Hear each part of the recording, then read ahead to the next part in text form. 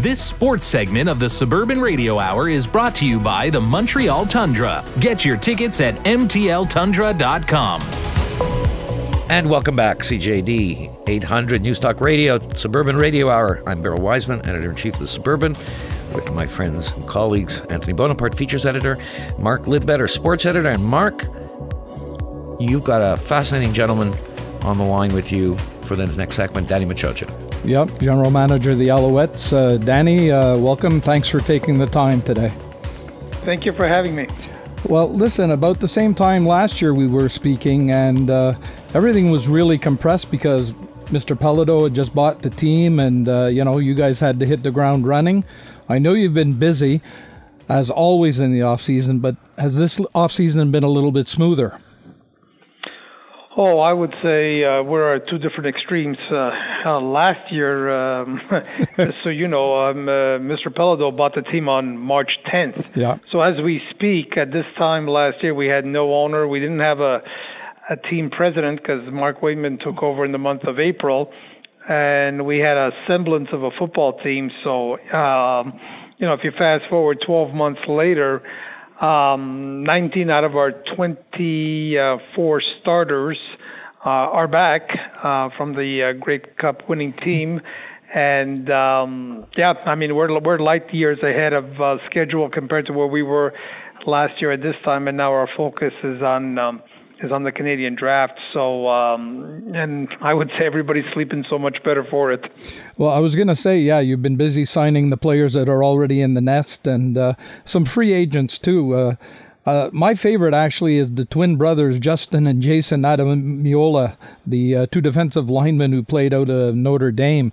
That's got to be something really unique for a general manager to sign a pair of brothers like that, a pair of twins. And they're so deserving. I mean, both of them were able to dominate at their respective position. One is a D tackle, 3 technique, and one is an edge rusher. So they complement each other really, really well. They were quite the pair at Notre Dame, and they were able to be quite productive, and they impacted what they were doing on the defensive side of the ball. So they're going to have an opportunity to come to camp and compete for a job along the defensive line, where we feel we've got some pretty good football players that are coming back from the 23 edition of the Montreal Alouettes. So it's going to be a competitive and I would say very interesting training camp. Well, I was going to bring that topic up. I mean, with the bodies coming in, it's going to be one tough camp for everybody because they all want to make the depth chart and they want to make the starting roster. But prior to that, you've got the Combine coming up March 8th at the University of Waterloo. Will that give you a better feeling as you head to the draft April 30th for the global draft and the CFL draft?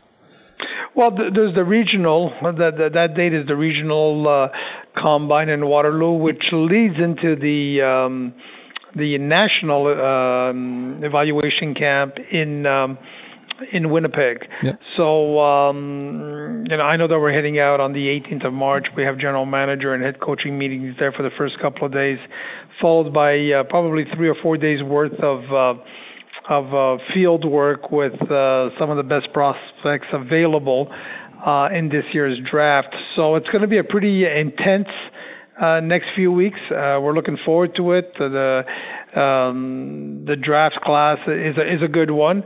We're going to go down, do our due dil with all these kids, interview them, watch them perform on the field, and then when we do get back, we're going to huddle up as a staff here and start working on our board and getting ready for the CFL draft. And one last thing, because heading into the 2024 season, you guys are the defending champions. That always puts a target on your back. So I guess everyone's going to really have to be on top of their game coming into the CFL campaign this year. Yeah, and I don't really spend too much time thinking about that. To be quite honest with you, I think just as an organization, and I think I can speak on behalf of the coaches and the players. Our focus is on ourselves on the 2024 edition of the Montreal Alouettes. So we want to make sure that we hit the ground running when we get to training camp. This is going to be our second trip around the block together. we don't have to go through all those learning pains that we went through last year. So hopefully we'll be better for it. And we understand that every single week it'll be competitive. We expect to show up and physically and mentally compete week in and week out. The expectations are there, but that's the way we like it. We want to be on the hunt. We want to be in the conversation again, and hopefully we can come out of training camp and get a good start to our season. Danny, grazie a te. I look forward to seeing you at Percival Molson and see the Angry Birds take the turf. Grazie, buona giornata. Buona giornata. We're looking forward to that. I mean, I'd like to see if they could maybe do back-to-back Grey Cups. They've got the bodies. Danny's made some great signings in the free agent market. He's made signings of key players. We're looking at a pretty good roster and a pretty good depth chart, I think. Very solid football executive. He's been in how long there? Well, he's been there now, I think it's his 5th year. And of course, he was general manager and head coach out in Edmonton, where he did win the Grey Cup. And he was with University of Montreal, right, where he helped build a really strong program where they keep getting the players in the draft from there. It's still a strong program. But Danny goes all the way back to coaching minor football in St. Leonard with the Cougars program. My God, I remember that. That's amazing. And for the Cougars out in St. Leo, that was like a religion. That was like another church. That's right. Talking about young people and young people's football, big rewards for 63 student athletes? Yes, this is Aleo is they generate funds with corporations, with sports clubs like the Canadians, like the Impact, FC Montreal, the Alouettes, and they generate these bursaries through all different programs. But the latest one is the New Generation Access Program. It was the 2nd edition of this, and they gave out $124,000 in scholarships and services to 63 deserving student athletes. Now, in addition to the amounts, their bursaries were between $1,500 to $4,000. These the beneficiaries also receive support services that contribute to their academic, sporting, and human success. Now, the New Generation Access Program, this was created in 2023, and the aim was supporting promising young student athletes by helping them remove certain barriers that they would face in entry and high-level sports, such as financial constraints, school, or even geographical distance, because to be on an elite, you might have to travel, elite team. And locally, you had some athletes like Outremont's Victor Altidore Gobet and Alamani Bobdian. They were both for basketball. St. Laurent's Malika Dosso picked up a bursary for basketball. From Hampstead, Frank David Musima Iwan Aludi and Westmount Seongi Kim and NDG Côte d'Azur's Miroslava Bondarenko. They were all judo practitioners that were recognized.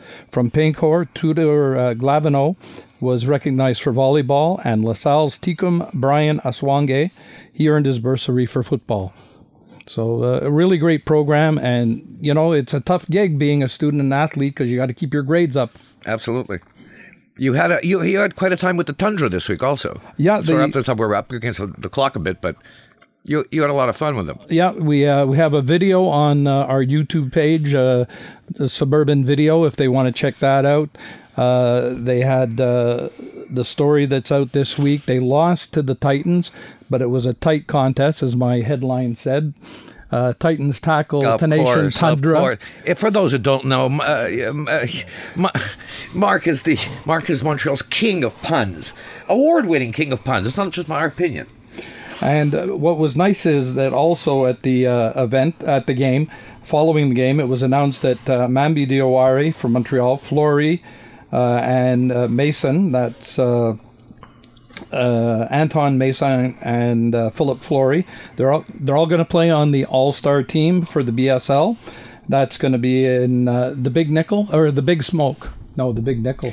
Thank you, Mark, for another great sports report. Thank you, Montreal, for listening. This has been the Suburban Radio Hour. Let me just leave you with some editors' thoughts. This week in the paper, we're going to be looking into the Court of Appeals decision on Bill 21, which not only found Bill 21 constitutional, but seems to have also supported Quebec's use of the notwithstanding clause.